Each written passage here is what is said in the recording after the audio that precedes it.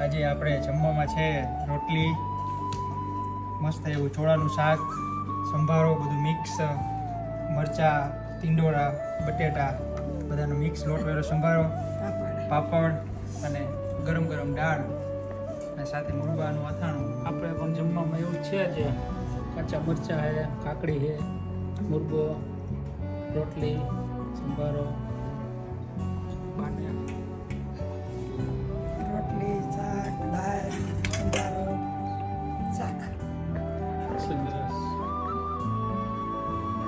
હવે જો તારે પાપડ દહીં લીધું નથી, છાશ અને દાળ સ્પેશિયલ આ રીતના મેનુ છે. શાક રોટલી ચાલો બધા જમવા.